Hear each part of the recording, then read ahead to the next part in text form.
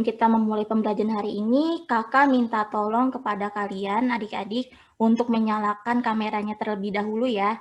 Soalnya kakak akan mendokumentasikan foto dari kalian. Kakak mau lihat nih wajah-wajah kalian.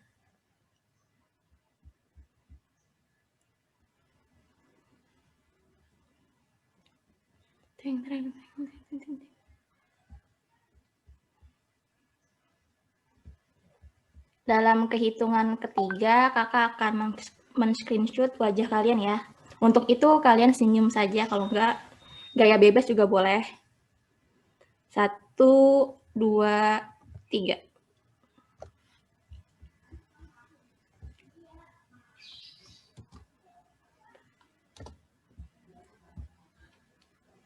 Alfi kemana tuh Alfi? Putri Zahrotul. Zilda, Dwi Sapta, ayo. Syarif, Angelika.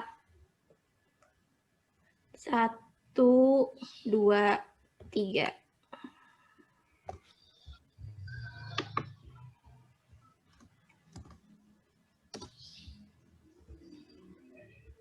Nah, sebelum kita memulai pembelajaran hari ini, kakak pimpin doanya terlebih dahulu ya. Berdoa menurut kepercayaannya masing-masing, berdoa dimulai.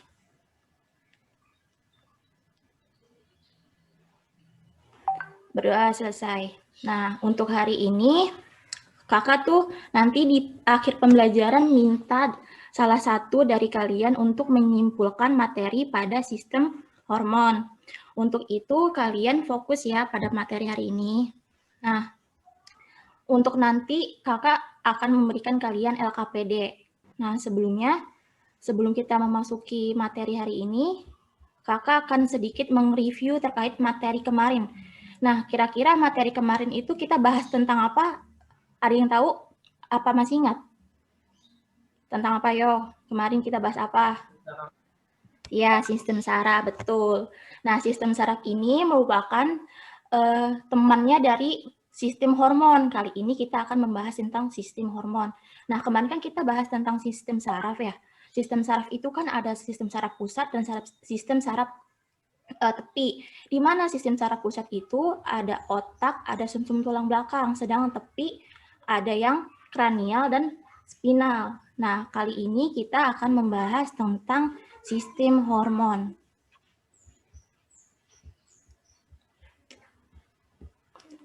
Untuk nanti pembelajarannya, kalau kakak ngejelasinnya kurang jelas ataupun apa, tanya aja gitu di sanggah. Misalnya ada suara kakak yang nggak jelas, kak nggak jelas suaranya, sanggah aja gitu. Kan kita sama-sama belajar di sini. Nanti kalau kakak nanya sama kalian, kalian jawab aja, nggak apa-apa, walaupun salah ataupun benar gitu. Oke? Kakak akan share screen.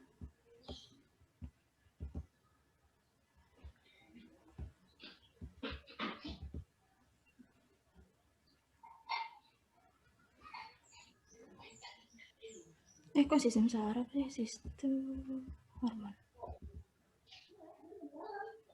Apakah sudah kelihatan PPT-nya?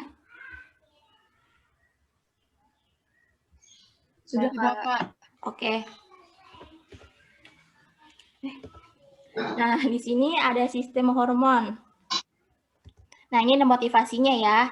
Jangan tidur terlalu lama kalau mimpi ingin menjadi nyata, anonim. Jadi kita semangat untuk belajar ya.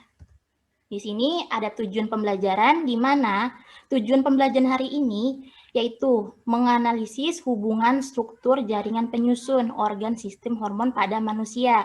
Terus menyajikan hasil analisis pengaruh pola hidup terhadap gangguan pada sistem hormon pada manusia.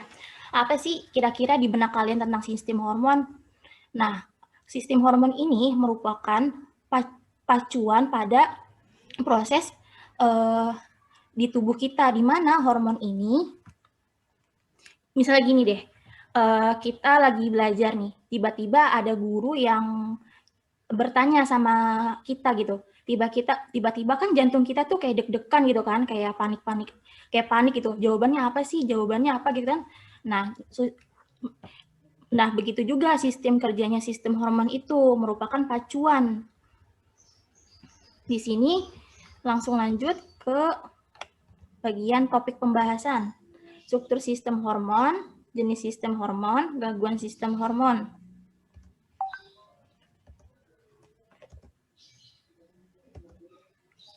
Nah, apa sih sistem hormon itu? Nah, hormon ini berasal dari kata homain yang berarti mengingatkan atau memacu. Nah, pada struktur kelenjarnya, pada umumnya hormon ini dihasilkan oleh kelenjar. Jadi, hormon ini dihasilkan oleh kelenjar. Nah, kelenjar ini wadah bagi si hormon. Misalnya gini, ada suatu ibu yang misalnya ada orang dagang nih, dagang kue. Nah, orang pedagang ini kita sebut aja kelenjarnya sebagai wadahnya. Hasil produknya apa sih, Kak? Nah, produknya itu hormon. Nah, jadi si kelenjar ini anggap saja produsennya sedang si kelenjar ini itu anggap saja yang membuat wadah tempat kuenya tersebut. Nah, kuenya itu anggap saja hormon dari produksi kelenjar. Nah, seperti itu. Nah, hormon ini atau sistem endokrin masuk ke dalam sistem peredaran darah. Walaupun beredar ke seluruh tubuh, hormon ini hanya bekerja pada sel tertentu, di mana itu sel target. Misal, kita lagi ke pasar, mau dari rumah udah bilang gini, nanti saya mau beli ini mau beli lipstick warnanya pink gitu. Terus tiba-tiba pas di tempat make up, lucu banget lipstiknya warna ungu. Tapi sistem hormon ini bekerja tuh hanya pada sel target aja. Ingat, target kita apa tadi? Pertama, membeli lipstik yang warna pink, misalnya gitu. Jadi nggak bisa ke target sembarangan. Itulah hormon. Terus, hormon ini merupakan senyawa asam amino, senyawa steroid, sebagian besar hormon berbahan dasar asam amino. Di dalam tubuh kita, hormon ini berperan dalam mengatur metabolisme, pertumbuhan, perkembangan, reproduksi, stres ataupun bad mood kita dan tingkah laku pada diri kita. Nah, hormon ini dikeluarkan sebagai respon atau rangsangan saraf secara langsung.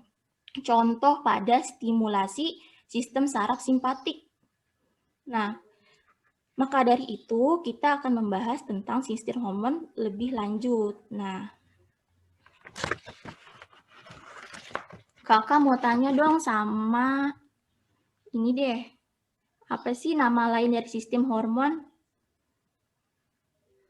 Kakak mau tanya sama Rafli Muzaki. Nama lain dari hormon itu apa? Rafli. Hormon itu ada hormatein. Apa? Nggak kedengaran, Rafli. Hormatein. Iya, nama lainnya itu sistem endokrin ya. Kita bisa bilang seperti itu. Nah, struktur sistem hormon ini sekumpulan kelenjar atau organ yang memproduksi hormon, yaitu senyawa organik tadi, pembawa pesan kimia di dalam aliran darah yang menuju sel atau jaringan tubuh. Tidak hanya manusia saja yang memberikan pesan kepada temannya ataupun sesama individu, tetapi hormon ini tuh punya pesan tersendiri untuk menyelesaikan sel targetnya, seperti itu. Nah, sistem endokrin ini berinteraksi dengan sistem saraf. Kemarin kita sudah bahas tentang sistem saraf. Nah, jadi sistem hormon ini berinteraksi dengan sistem saraf, di mana mengatur aktivitas tubuh, metabolisme, homeostatis, pertumbuhan dan perkembangan seksual, sistem reproduksi, dan sistem tidur kita.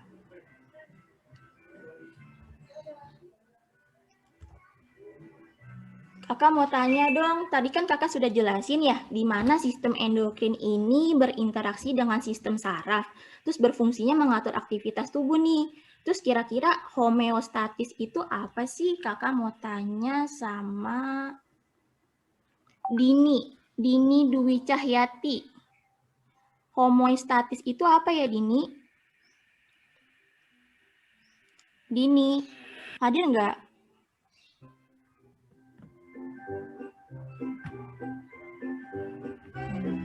Iya, Kak. Homeostatis apa, Dini? Suaranya ada yang bocor tuh. proses dan mekanisme otomatis yang dilakukan makhluk hidup untuk mempertahankan kondisi konstan agar tubuhnya dapat berfungsi dengan normal. Ya, betul. Terima kasih, Dini. Nah, di sini hormon itu berdasarkan fungsinya. Yang pertama, hormon perkembangan, hormon metabolisme, hormon tropik, hormon pengaturan metabolisme air dan mineral. Nah, sini hormon perkembangan. Apa sih, Kak, hormon perkembangan? Nah, hormon perkembangan ini memegang peran penting di dalam pertumbuhan dan perkembangan. Hormon ini dihasilkan oleh kelenjar gonad. Maka, misalnya gini loh, kan kita tuh tumbuh dan berkembang. Misalnya ada yang pertumbuhannya itu kurang, tinggi badannya lah, apanya. Cuman pada saat ini, pada saat dewasa, kemungkinan tipis perkembangan ke atas itu minim ya. Kemungkinan kalau perkembangan ke samping dominan, ya kan? Makanya tinggi itu ke atas bukan ke samping kan. Terus ada hormon metabolisme. Nah, ini proses homeostatis yang tadi sudah dijelaskan sama Dini ya. Homeostatis itu apa? Terus glukosa dalam tubuh ini diatur oleh macam-macam hormon. Contohnya itu glukagon. Terus di sini ada hormon tropik di mana dihasilkan sistem khusus dalam pengaturan fungsi endokrin, yaitu kelenjar hipofisis sebagai hormon perangsang pertumbuhan folikel FSH pada ovarium proses spermatogenesis atau LH. Terus di sini ada hormon pengatur metabolisme air dan mineral. Sebelum kita lanjut ke hormon pengatur metabolisme air dan mineral, Kakak mau tanya. Tadi kan Kakak sudah menjelaskan ya tentang hormon metabolisme, proses homeostatis glukosa dalam tubuh diatur oleh macam-macam hormon. Contohnya itu apa sih yang di dalam metabolismenya? Kakak mau tanya sama Dwi Sapta. Contohnya apa, Dwi?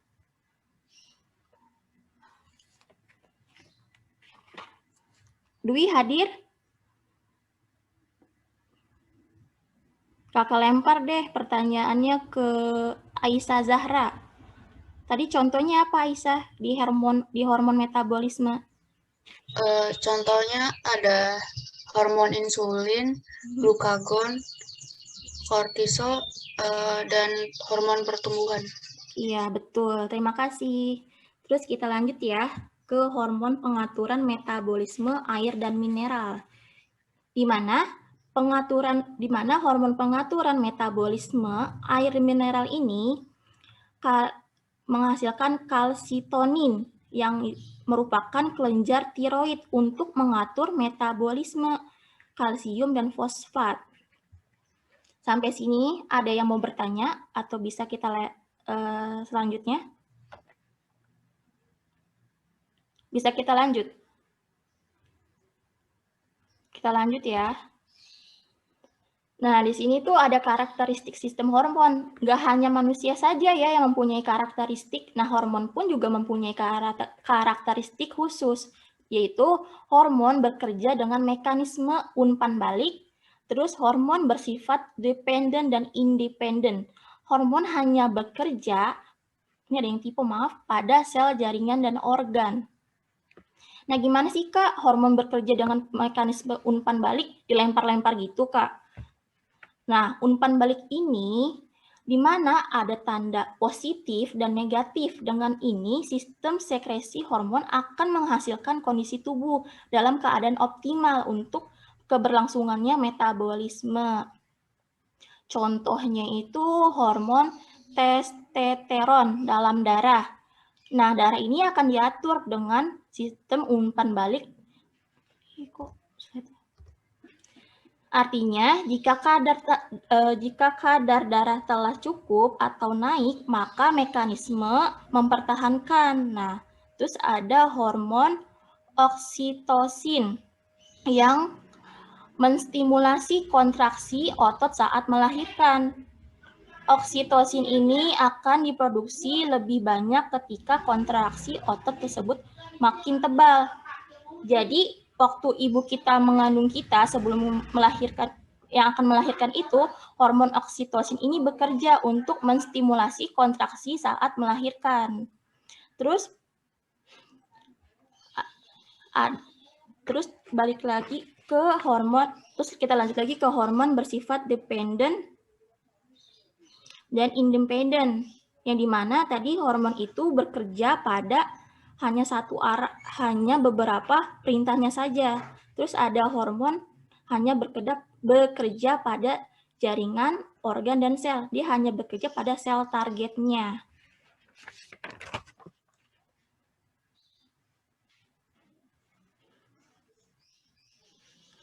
Kakak jelaskan lagi, di sini hormon bersifat dependent dan independent. Jadi hormon ini berikatan dengan reseptor pada permukaan membran plasma dan melibatkan second messenger sebagai pembawa pesan untuk ke dalam sel. Jadi tuh kalau nggak ada pesan, nggak ada perintah, hormon ini tuh nggak mau bekerja, sama kayak manusia. Kalau nggak ada perintah dari, misalnya nggak ada perintah tugas dari guru pun, mereka juga nggak mau ngerjain tugasnya, kecuali kalau misalnya guru itu baru menyuruhkan anak muridnya mengerjakan tugas, baru kan siswanya bergerak gitu kan. Ada sedikit pula ada yang bekerja dengan kesadaran dia sendiri. Cuman hormon ini bersifatnya second messenger, harus ada pembawa pesan ke dalam selnya. Terus hormon hanya bekerja dengan sel, jaringan, dan organ. Kita lanjut, apakah sampai sini ada pertanyaan? Kita lanjut ya.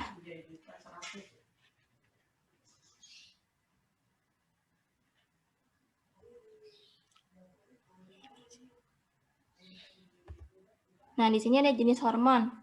Jenis hormon ini kelenjar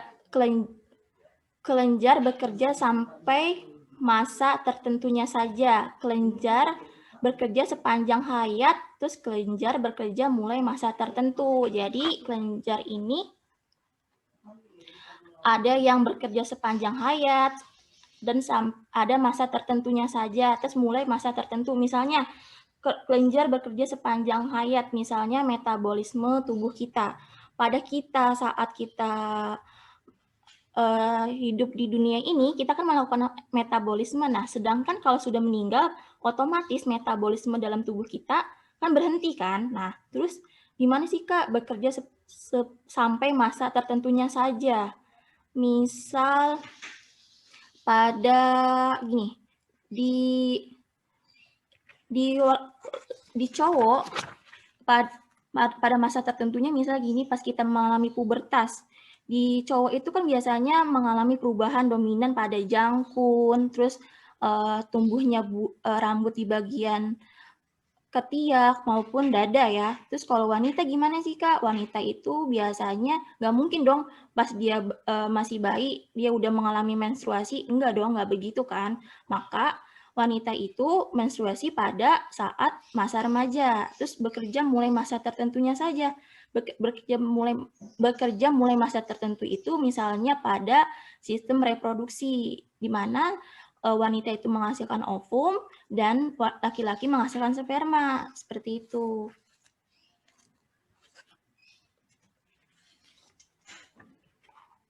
Sampai sini ada yang mau bertanya? Kita lanjut ya kalau sudah pada paham. Nah, di sini berdasarkan aspek dan macam letaknya. Ada kelenjar hipofisis, kelenjar tiroid, kelenjar pineal, kelenjar paratiroid, kelenjar timus, kelenjar adrenal, dan kelenjar pankreas, kelenjar usus dan usus lambung dan gonad. Kita akan membahas terkait kelenjar. Ada 9 kelenjar dan ada hormonnya. Nah, di sini ada kelenjar hipofisis. Kakak mau tanya dong, kelenjar hipofisis itu apa sih kelenjar hipofisis? Kakak mau tanya sama Forenza Octaviana. Apa sih kelenjar hipofisis? Kelenjar hipofisis itu letaknya di dalam lengkungan tulang sela tursika di bagian tengah tulang baji, dan hipofisis itu merupakan kelenjar buntu terbesar, Kak. Iya. Mempunyai pengaruh besar terhadap pertumbuhan tulang panjang sehingga berkaitan dengan pertumbuhan tinggi seseorang. Terus, nah kelenjar hipofisis ini dibagi ada berapa bagian sih? Kira-kira kakak mau tanya sama Hilmi Virus. Kelenjar hipofisis ada berapa bagian? Hilmi. Ya, Kak. Bagian hipofisis itu ada berapa sih, Hilmi? Kelenjar hipofisis itu dibagi jadi 3. Ya. 3 lobus, Kak. Apa aja tuh? Lobus anterior, lobus thyroxine, sama lobus adenocorticotropin. Iya, mungkin kelenjarnya itu ada anterior, di mana tuh kelenjarnya di depan ya. Terus ada kelenjar intermediate, yaitu tengah. Terus ada posterior itu di belakang. Terus kelenjar hipofisis ini menghasilkan apa aja sih hormonnya? Kakak mau tanya sama Sebastianus Proyoga. Kelenjar hipofisis ini menghasilkan hormon apa ya, Sebastian?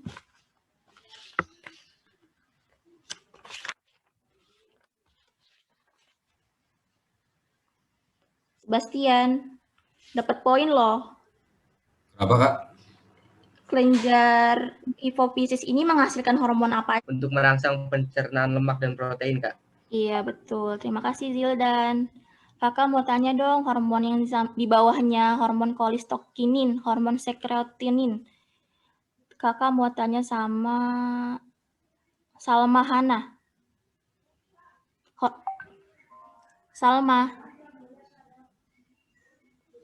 Salma hadir? Hadir, Kak. Di bawahnya hormon kolistokinin kan ada hormon sekrotinin. Kakak mau tanya dong, itu hormon sekre itu pengertiannya apa sih? Fungsinya apa gitu? Fungsinya aja deh, fungsinya.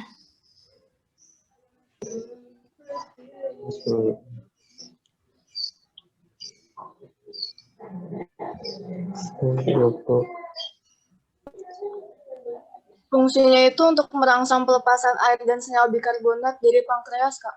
Benar nggak, Kak? Iya, betul. Makasih, Kak. Sampai sini ada yang mau bertanya?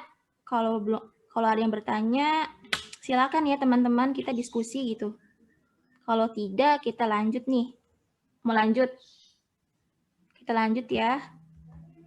Terus ada gangguan pada sistem hormon, di mana ada gigantisme, morbus Basedow, ada akromegali, ada myxodrome. Tadi kan kakak sudah sempat jelaskan tentang morbus Basedow.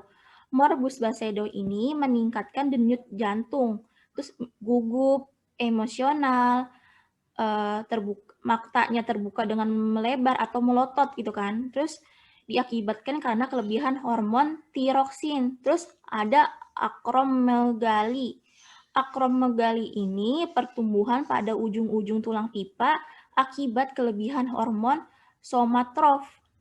Terus ada gigantisme. Gigantisme, ingat aja kata-kata raksasa, yaitu berlebihan hormon somatrof. Terus ada myxodrome, di mana myxodrome ini yaitu kegemukan yang luar biasa serta kecerdasan menurun diakibatkan kelebihan hormon tiroksin. Nah, kakak mau tanya lagi nih tentang gigantisme pada Nasya Mutiara. Gigantisme itu apa sih, Nasya? Nasya. Gigantisme itu kelebihan hormon somatrof. Iya. Terus kalau yang akromegali itu apa?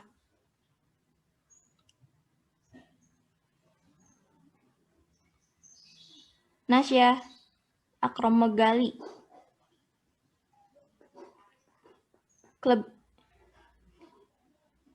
Akromegali ini kelebihan hormon dari somatrof, di mana kan tadi gigantisme ini kelebihan hormon somatrof juga. Nah, seperti itu. Nah, sampai sini ada yang mau bertanya? Apakah sudah paham? Baik, kalau nggak ada yang bertanya, kakak akan menutup pembelajaran hari ini. Tapi kakak minta sama Hilmi Fairuz dan Nasya Mutiara untuk menyimpulkan materi pada hari ini. Secara lisan, nggak apa-apa, pendek ataupun panjang. Langsung di sini ya, bisa Hilmi dan Nasya. Hilmi, tolong simpulkan dong materinya apa aja sih yang tadi kita bahas di sistem hormon ini.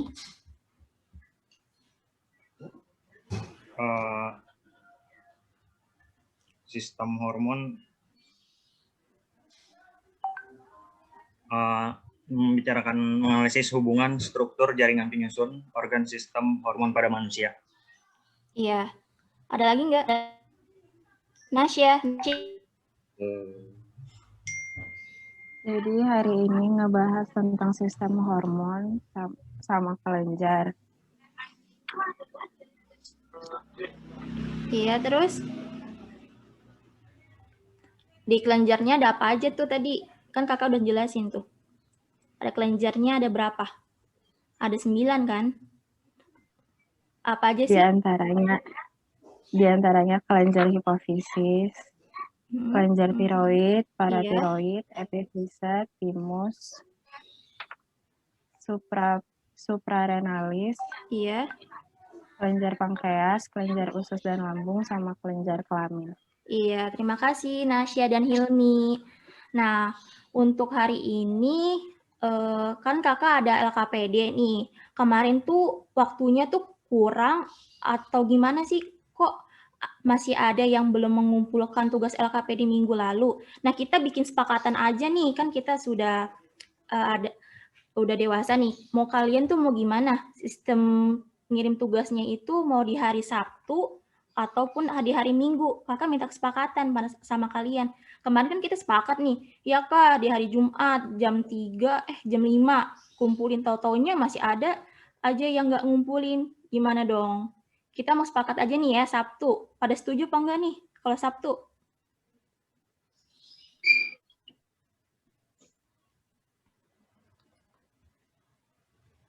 Halo? Suara kakak terdengar nggak nih sama kalian?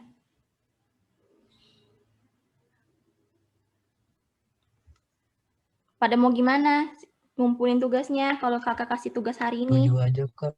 Apa? Sabtu? Setuju aja. Udah, berarti Sabtu ya. Nanti kalau setuju-setuju aja masih ada yang nggak ngerjain. Sabtu jam 8 malam, kakak tunggu ya LKPD-nya. Untuk hari ini ada yang mau bertanya? Kalau enggak, kita tutupkan saja. Gimana nih? Pada off kamera? Pada tidur ya kalian? Enggak, Kak, bangun. Iya, bangun dong, bangun semangat. Keluar dari kamera. Dava, bangun Dava, semangat Dava. On kameranya dong, kan kakak mau ngeliat wajah-wajah kalian nih. Walaupun online kan berkesan. Tuh gitu kan, cantik-cantik juga. Ganteng-ganteng. Nah, untuk hari ini kakak sudahi ya. Setuju ya, LKPD-nya hari Sabtu jam 8 malam. Nggak ada toleransi lagi, awas aja. Masih ada yang terlambat. Kalau misalnya, Kak, aku nggak punya kuota gitu, nggak apa-apa kasih alasan gitu. Misalnya, Kak, aku ada kegiatan organisasi OSIS ataupun apa, ya kabarin aja. Jangan sampai nggak ngumpulin tugas, karena kakak akan menyampaikan ke Bu Tanti. Nah, untuk hari ini, sekian dari kakak. Kurang lebihnya mohon maaf. Wassalamualaikum warahmatullahi wabarakatuh. Terima kasih adik-adik dan kelas IPA 4 dan Bu Tanti. Sehat-sehat selalu ya. Tetap semangat. Waalaikumsalam warahmatullahi wabarakatuh. Waalaikumsalam. Makasih banyak, Kak. Makasih, Kak. Sehat-sehat ya, Jildan. Waalaikumsalam.